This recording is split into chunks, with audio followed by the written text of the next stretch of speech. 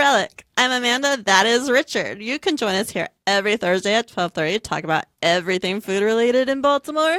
This week in Baltimore Eating is brought to you by Eddie's of Roland Park. Stop by Eddie's and experience grocery shopping the way it's supposed to be, with friendly, knowledgeable staff and locally sourced ingredients. Visit Eddie's locations on Roland Avenue and North Charles Street in Baltimore. What is up?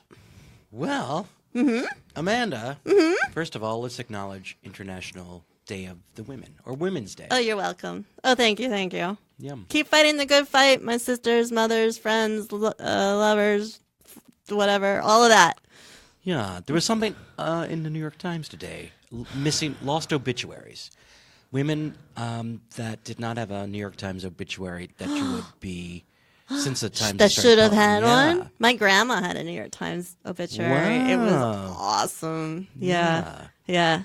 So check that out. Well, Where'd can you you eat? remember any of them? No. Like Ida B. Wells, the civil rights person, and then Emily Roebling, the woman whose husband started the construction of the Brooklyn Bridge, and when he died, she took over. Wow, that's a fascinating story. She definitely should have gotten a bit. And I feel like it said Jane Austen, but maybe What? I didn't have. That's too early, right?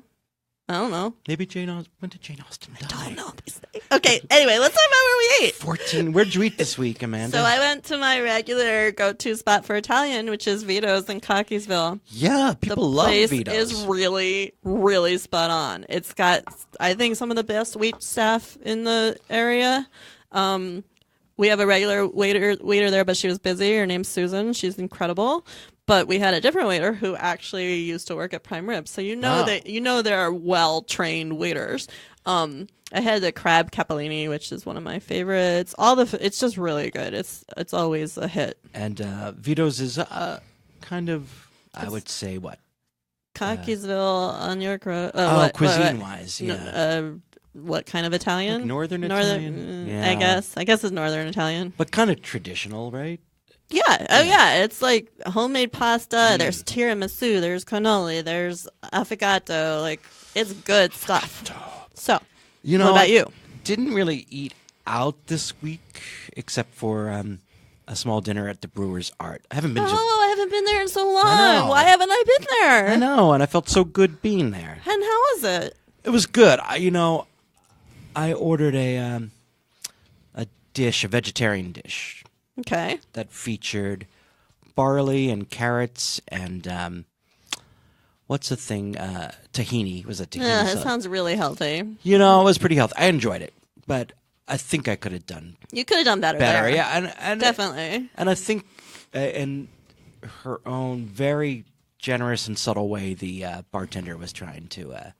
Nudge you towards something meatier. Yeah, like not at all. I mean, you're at not the at all. Brewer's Art. No negativity about the dish from me or from the bartender, but you could throw yourself on something else. But I loved being in the brewery. I know. I you're right. It makes me want to go back there. I haven't been in a really long time. I like their fries. I haven't. I should do that. Hey, I've been feasting on carry-out food from delivery from Orient Express. I boy. keep talking about You it. do keep talking about it. Did it make you feel better? Did you have some soup? After last week, I went to have some ramen. At, And that worked? Me and you.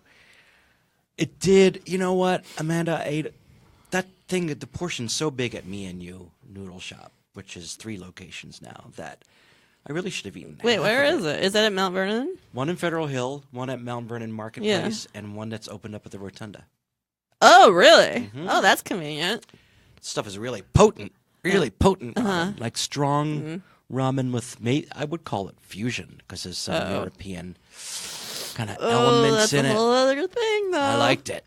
I Okay. liked it. And you seem like you feel better, so Yeah, that might have thanks, done everybody. some magic. Thanks for all the wishes I received to feel Did you better. receive a No, bunch of I didn't wishes? receive any. I don't think I gave you one. I was No. like, did it work? Are you better? I feel better. Someone's just going around. I never had a bad. There's a lot of nasties going around, so Yeah. don't get them, because what will I do without you? Don't get the big nasty stuff. Hey, and you and I Yes. turned ourselves yes. on to something food related.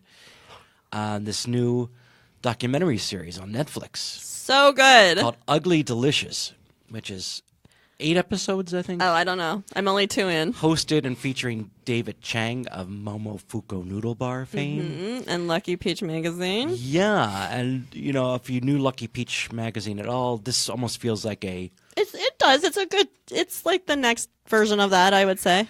I mean, David Chang and the show really delve into the heart of the matter of international cooking in America in a really enjoyable, thought-provoking way. Yes. It's, first of all, really entertaining, and it has no agenda. I mean, it doesn't really... Oh. Well, it has an I agenda. would sort of argue with that. It has no axe to grind, I think. It's not right, but I think he is trying to be political. I think there's absolutely a political point. So we watched different episodes. I watched Pizza and Tacos, and what I loved about the show, first of all, it's super informative, and it's just really well done and well edited. He's got all his good, famous chums with him, and they're all talking about their favorites. But what I loved about it is he does a really good job of conveying that you can't tell the food story without also telling the immigrant story. Right on. And he doesn't come out and say, like, he's not slamming anything over your head, but he's very obviously, we wouldn't have our pizzas and our tacos and everything else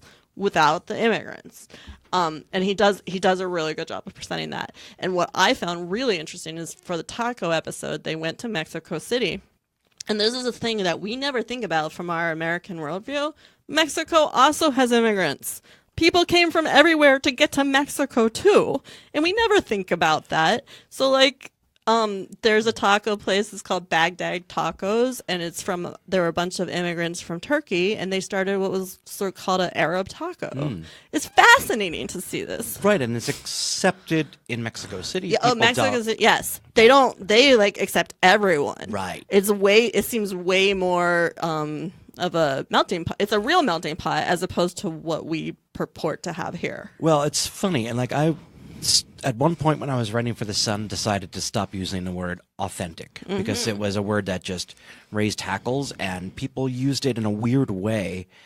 I'd talk about a new restaurant that might be Chinese or Mexican. Is it authentic? That was the first question people had. And David Chang is very opposed to that term. It's opposed to the idea that there could be such a thing as authentic because there really can't be. Because everything came from everywhere. And when it came here or to Mexico City or any city with a large melting pot population, it changed and it modified, and usually for the better. And of course, there are bad things that happen to immigrant food when it arrives in America. Yeah. But there was even in the episode I watched, which was called Fried Rice, there was some thoughtfulness and layering and texturing about that idea. So it felt like, it's going to start off to be, gee, aren't Americans stupid because they think that this is authentic. But then it sort of unpacked that idea and sort of decided that there are many reasons why you'd find certain Chinese food in certain Chinese restaurants and not in others. Mm-hmm. But it was, by the end of the hour, very uplifting and hopeful. I couldn't go to I was just gonna watch one so I could be on even ground with you, and I couldn't go to sleep because I was like, I have to see what he does next. And I visited a small town, good. well, Knoxville, not a small town, in Tennessee, where there were very few Chinese restaurants, and I think one restaurant decided, let's go for it. Let's go for broke and make things push them as far as you can. You can't push things too far because there was even some authentic or real indigenous Chinese foods that David Chang, who loves food, finds disgusting. Right, he couldn't even eat them. Texture issues that we just can't do chewy, gelatinous stuff. It's a culture thing. We gag on it. I do. And but we do like spicy things, and we like different flavors and textures. So yeah, but it made me really feel strongly about the discussion about Chinese food. And in Baltimore, people are, why aren't there any good Chinese restaurants? Well, there are maybe lots and lots of reasons for that. But Orient Express. Okay. Orient Express. Wow. And I totally recommend that everyone watch Ugly Delicious and talk to us about it. We should watch it live in here and do like an MST3K version of it. That would be incredible. I'll assign one of the episodes. Yes. What should we do next week? Talk about I don't know what all the episodes are, so I can't. Well, let's hold it for the week after because we have a special guest next week that we'll talk about. We will talk about that soon. So yes, watch it and tell us about it, and tell us about your thoughts on what they're doing with the show. If you just got here, you're watching This Week in Baltimore Eating with Richard Gorelick, which is brought to you by Eddie's of Roland Park. If you're ready to jumpstart spring in your home, stop by Eddie's for colorful produce, seasonal salads, and fresh flowers. To browse specials and springtime recipes, go to eddiesofrolandpark.com. Be sure to comment, like, share, and follow us at hashtag JMartEating. Richard, tell us about some events and openings and closings. Hey, we heard that the wine market, which has been a stalwart and pioneer. It's been around forever. Like 14 years or something, down on Locust Point, is announced that they're closing the restaurant part of it. It's always been a restaurant / wine store. And, and I liked what Chris Bond said in his comments to the press. He's not blaming anything or anybody, and he's not wringing his hands about the future of dining in Baltimore. It's just that business wasn't as good as he wanted it to be, and that's a hard decision to have to make. That's unfortunate, especially because at that location, that if you're going to be anywhere in the city, that's the up-and-coming spot, I would think. Yeah.